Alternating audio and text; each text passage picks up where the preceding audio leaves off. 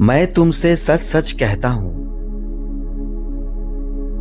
जो कोई मेरा वचन सुनकर मेरे भेजने वाले पर विश्वास करता है, अनंत जीवन उसका है। परमेश्वर की ओर से यह कितना अविश्वसनीय प्रतिज्ञा है। वह चाहता है कि हम न केवल उसका वचन सुने, बल्कि पूरे दिल से उस पर विश्वास करें। अक्सर हम परमेश्वर का वचन सुनते हैं, लेकिन विश्वास करना संघर्ष जैसा लग सकता है। हो सकता है कि आप किसी चमत्कार का इंतजार कर रहे हैं। शायद आप असफलता से घिरे हुए, अंधकार से घिरे हुए या उदासी और अवसाद में डूबे हुए महसूस करते हैं।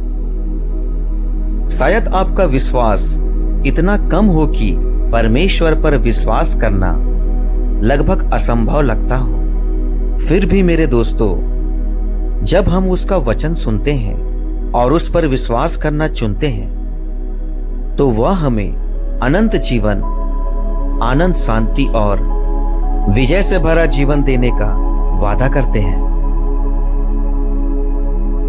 हम इसे जेनेट नाम की एक युवा लड़की के जीवन में देख सकते हैं, जिसने अपनी गवाही साझा की है। मेरे प्रियो, वह एक कॉलेज की छात्रा थी जो अंधकार और अवसाद से अभिभूत महसूस कर रही थी।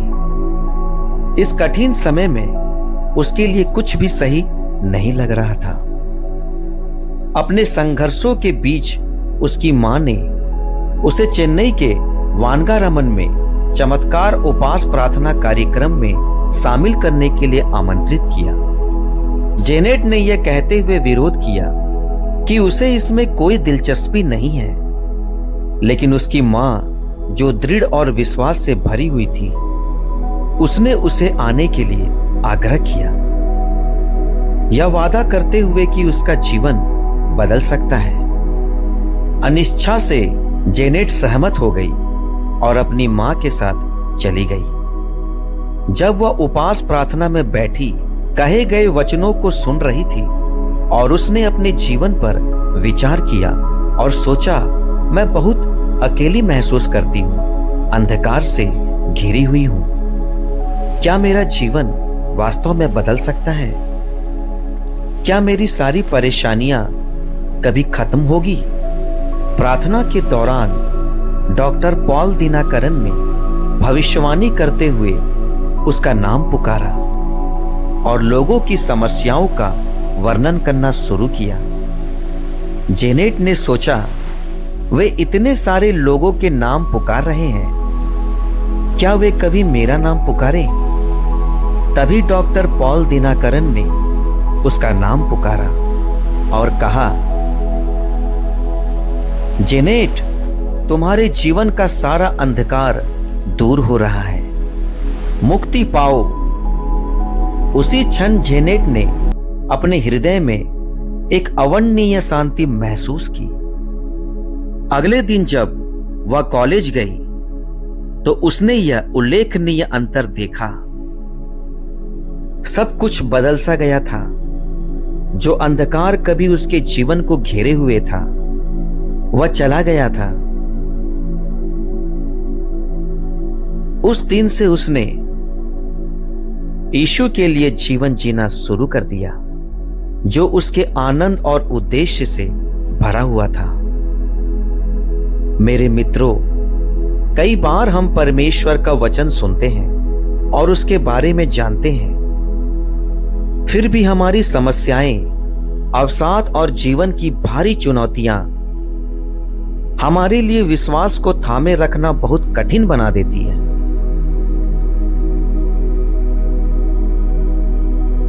लेकिन मेरे मित्रों, आज जब आप परमेश्वर का वचन सुनते हैं,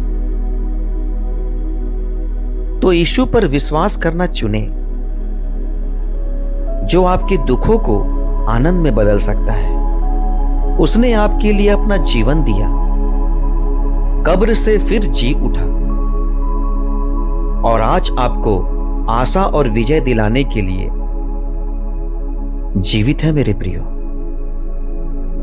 जब आप उस पर विश्वास करेंगे तो आप एक धार्मिक जीवन जिएंगे, एक ऐसा जीवन जो अनंत जीवन की ओर आपको ले जाएगा।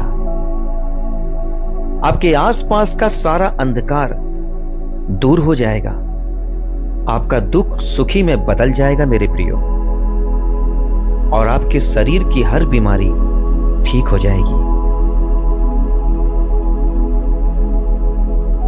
आज का दिन सिर्फ परमेश्वर के वचन को सुनने का नहीं, बल्कि सर्वशक्तिमान की शक्ति पर पूरी तरह से विश्वास करने का दिन है मेरे प्रियो। जैसे ही आप उस पर भरोसा रखेंगे, आपको अनंत जीवन मिलेगा और इस धरती पर भी उसकी खुशी, शांति और उपस्थिति से भरा जीवन मिलेगा। यीशु के साथ सब कुछ बदल जाता है मेरे प्रियो। क्या आप आज यीशु पर विश्वास करने से मिलने वाली खुशी को पाने के लिए प्रतिबिंब होंगे? आइए हम प्रार्थना करते हैं। प्यारे प्रभु, मैं आपके सामने कृतज्ञता से भरे दिल के साथ आता हूं। उस खुशी के लिए आपका धन्यवाद करता हूं जो मेरे जीवन को भर देता है। जब मैं आप पर भरोसा रखता हूं, आप मेरे सारे दर्द, दुख और बीमारी को दूर कर देते हैं और उनकी जगह पर आप अपना चमकीला प्रकाश, उमड़ता हुआ आनंद, पूर्ण चंगाई और पूर्ण शांति लाते हैं। प्रभु, मुझे अनंत जीवन का उपहार प्राप्त करने के लिए तैयार करें। हमेशा आपकी उपस्थिति में मेरे साथ रहने के लिए धन्यवाद प्रभु जी। आज प्रभु, मैं सिर्फ आपके वचन ही नहीं सुनता, बल्कि मैं पूरे दिल से यह विश्वास करना चाहता हूं कि आप जीवित परमेश्वर हैं, जिसने मेरे लिए अपना जीवन दिया और फिर से मृत्यु को जीत लिया। मैं पूरे दिल से आपकी शक्ति पर विश्वास करता हूं कि आप मेरे दुखों को खुशी में बदले और मेरे संघर्षों को जीत में बदले। मैं आपसे विनती करता हूं, आप मेरे जीवन में काम करें प्रभु। मुझे आपका भरपूर जीवन और उमड़ता हुआ आनंद अनुभव करने दें। यीशु के नाम में मैं ये प्रार्थना करता हूं, आमीन।